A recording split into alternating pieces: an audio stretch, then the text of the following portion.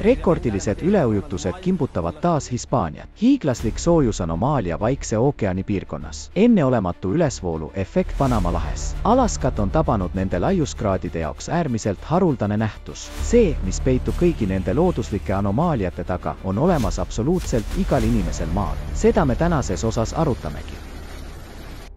Hispaania. 9. oktoobril Hispaania idarannikut tabas hooaja esimene nimeline torm Alice.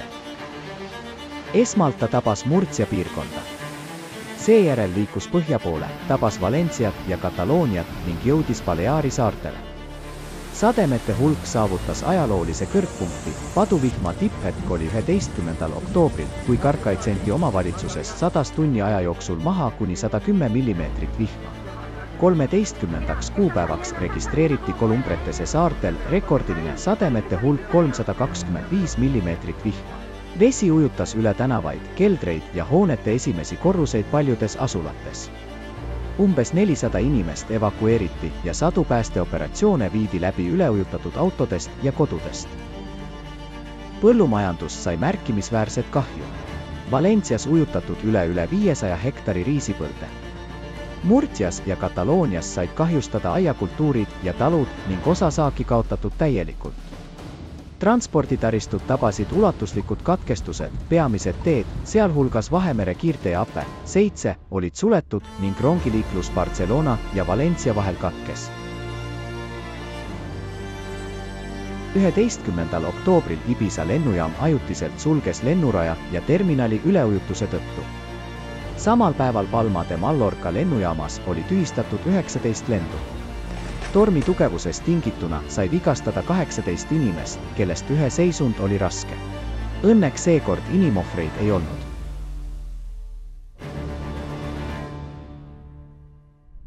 Filipiinid. 10. oktoobril Filipiinide lõunaosa tabasid kaks võimsat maavärinat, mis olid järjekordseks proovikiviks riigile, mis alles hiljuti kannatas laastava 6,9 magnituudiga seismilisest sündmusest ja mitme taifuuni käes. Esimene maavärin, mille magnituud oli 7,4, tabas Vaikset ookeani Manai linna lähedal. Võimud andsid välja tsunamihoiatuse rannikualadele epitsentrist kuni 300 kilomeetri raadiuses. Tuhanded rannikualade inimesed evakueeriti kõrgematele kohtadele. Värisemist oli tunda kümnetes Mindanao saare linnades. Autod tänavatel intensiivselt kõikusid ja inimesed paanikas jooksid kodudest välja. Mitme hoone, sealhulgas Davao rahvusvahelise lennujaama seintesse tekkisid praod. Mitmes piirkonnas kadus elekter ning teed, sillad ja elektriliinid said kahjustada. Koolid evakueeriti koheselt ja ühest koolist viidi 50 last sinikate, minestushoogude ja pearinglusega haiglasse. Teine maavärin, mille tugevus oli 6,8 magnituudi, järgnes umbes 10 tundi hiljem. Seismiline sündmus süvendas tagajärgi ja põhjustas edasisi purustusi juba niigi kahjustatud saanud piirkondades. Ligi 2 ööpäeva jooksul peale 2 maavärinat registreeriti üle 1100 järeltõuke. Katastroofis hukkus 8 inimest ja sadu sai vigastada. Mehhiko.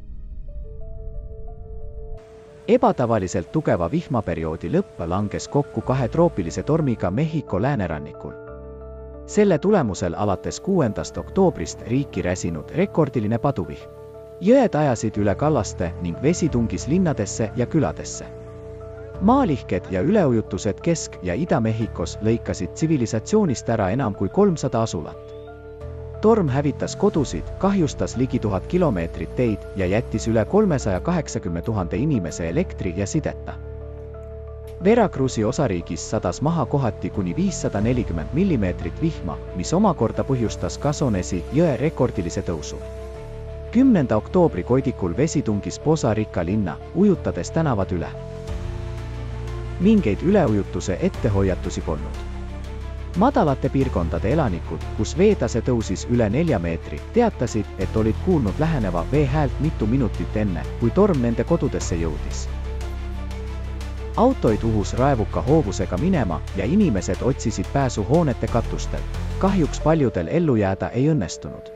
Üle osariigi 10 meditsiiniasutused said kahjustada, üleujutusvesi hävitas kogu varustuse ja töötajad osutasid ohvritele abi lageda taeva all. Puebla osariigis sai kannatada 880 000 inimest. Paduvihmad kahjustasid 16 000 hoonet ja 7 silda varisesid kokku. Enneolematu vihmasadu vallandas 4 osariigis vähemalt 340 maalihket ja mudavoolu. Queretaros maalihke all hukkus 6-aastane poiss. Hidalgo osariigis hävis või üle ujutatud rohkem kui 300 kooli ja ligikaudu 60 tervishoiuasutust. Üle riigi on surnud 64 inimest, 10 on endiselt kadunud ning võimud on hoiatanud, et purustuse täpne ulatus ja ohvrite arv, eriti väikestes ja kaugemal asuvates linnades, on endiselt teadmata.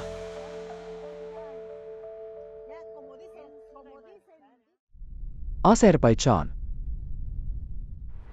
11. oktoobril hakkas purskama Aserbaidžaani pealinna Baku lähedal asuv üks planeedi kuulsamaid mudavulkaane Otman Bostak. Sündmus kestis umbes 40 minutit ja sellega kaasnes võimas gaasi ja muda väljapaiskumine. Purskeallika sügavus oli umbes 4 kilomeetrit.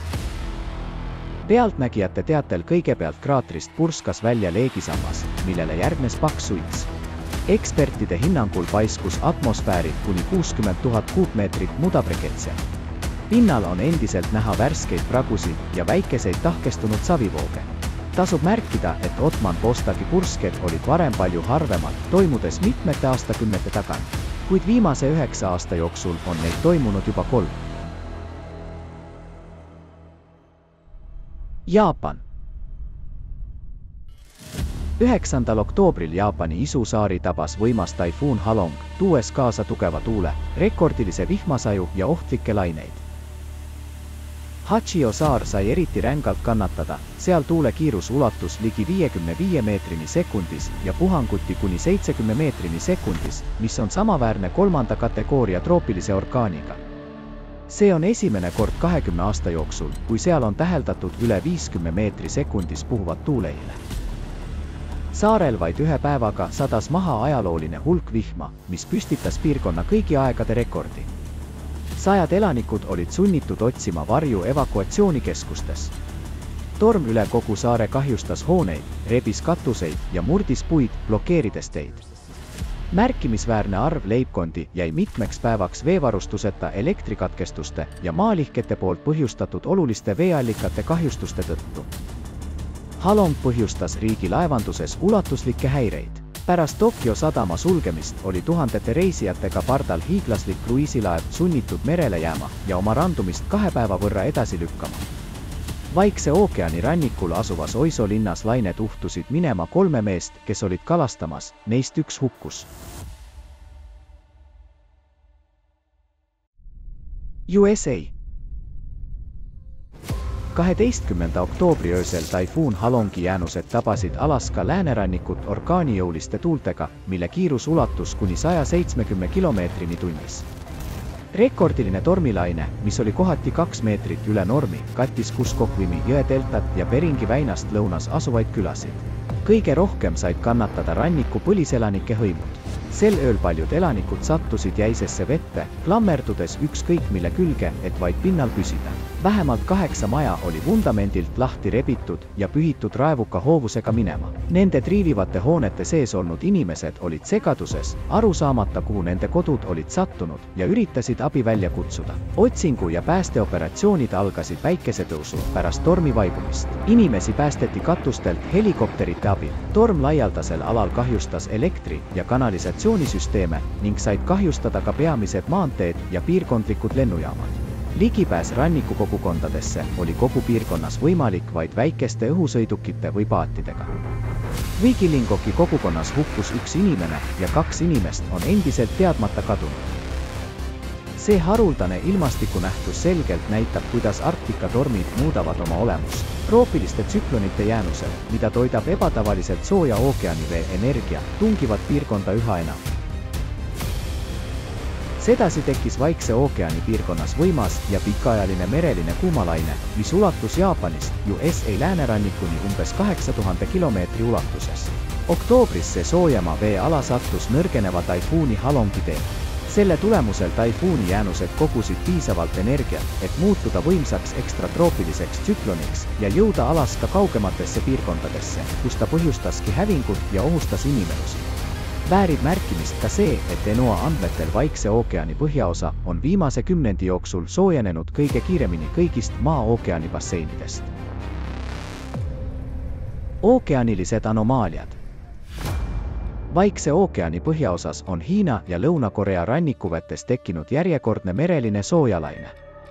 Oktoobri esimesel poolel veetemperatuur seal ületas normi 4–5 kraadi võrra Celsiuse järgi. ENOA klassifikatsiooni kohaselt vastab see 4. kategooriale äärmusliku kuumalainele. Selliseid ookeani pinna soojenemise anomaalseid tsoone on viimase 2 aastakümne jooksul täheldatud üle kogu maailma.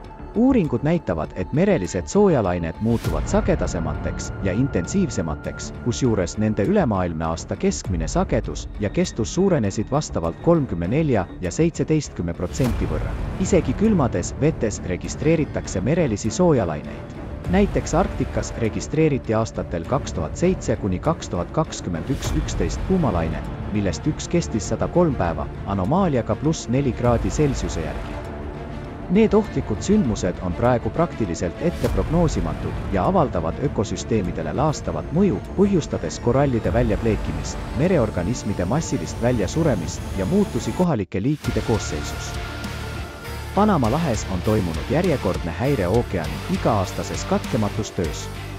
Piirkonna hooajaline ülesvoolusüsteem on põhjapoolsete passaattuule toel vähemalt 40 aastat usaldusväärselt toonud sisse jahedat ja toitaineterikast vett. See protsess on toimunud üllatava ette prognoositavusega. Ajalooliselt see protsess on alanud 20. jaanuaril, kestnud 66 päeva ja saavutanud minimaalse temperatuuri umbes 19 kraadi Celsiuse järgi. Kuid aastal 2025 toimus hooajalises ülesvoolus anomaalne häire. Panama lahe rannikuveed hakkasid jahenema 42 päeva hiljem kui tavaliselt ja nende minimaalne temperatuur langes vaid 23,3 kraadini Celsiuse järgi. Lisaks külmade päevade arv hooaja jooksul oli 82% võrra vähem kui ajaloolistes andmetes. Enneolematu ülesvoolu pärssimine on tõsiselt häirinud ökosüsteemide normaalset tsüklit.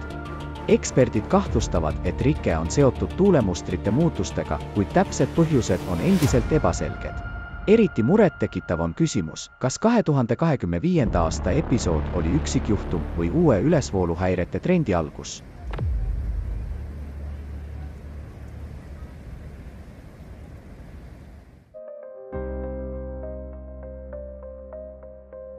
Ookeani ökosüsteemid, nagu keerulised kellamehhanismid, säilitavad maal eluks vajalikku õrna tasakaalu. Tänapäeval on maailma ookeanid aga kokkuvarisemise äärel, sest nende veed on täis meile kõigile tuttavat materjali, plastikut või täpsemalt selle mikro- ja nanoosakesi, milleks ta päikesevalguse ja soolase vee mõjul laguneb. Nende sünteetiliste osakeste kogunemine veesambas muudab selle soojusjuhtivust, sulgedes liigse soojuse sõna otseses mõttes ookeani kinni. Selle tulemusel on häiritud loomulik soojusvahetus, suureneb ülesoojenemine ja tekib ohtlik nõiaring. Geodünaamiline aktiivsus soojendab ookeani. See soojenemine kiirendab plasti lagunemist ja selle mikroosakesed blokeerivad veelgi soojusülekannet, kiirendades globaalset planeedi soojenemist. Seega ei saa ookeani ülesoojenemisest mitte ainult mitmesuguste termiliste anomaaliate põhjus maailmameres, vaid ka peamine klimaatiliste ja geodünaamiliste kataklüsmide trigger, mida me tänapäeval kogu planeedil täheldame. Vaadates sagenevate kliimakatastroofide dünaamikat, on selge, et selle võtmeteguri uurimiseks hakkab aeg otsa saama ning tingimused, millistes tulevikus tuleb uuringuid läbi viia, kiiresti halvenevad. Kliima hävitab laborid, teadusinstituudid, seadmeid ja isegi neid inimesi, kes on võimelised tegema inimkonna jaoks üliolulisi avastusi. Seetõttu ühiskond nüüd peab looma tingimusi, mis võimaldavad teadlastel üle kogu maailma teha avalikult koostööd, vabalt vahetada teadmisi ning inimkonna ja selle ellujäämise nimel koos töötada. Selle eesmärgi saavutamiseks on vaja kestvat globaalset rahu kõigi maailma riikide vahel. Ainult sellistes tingimustes me tõeliselt suudame kliimakriisile vastu astuda ja sellest ka üle saada.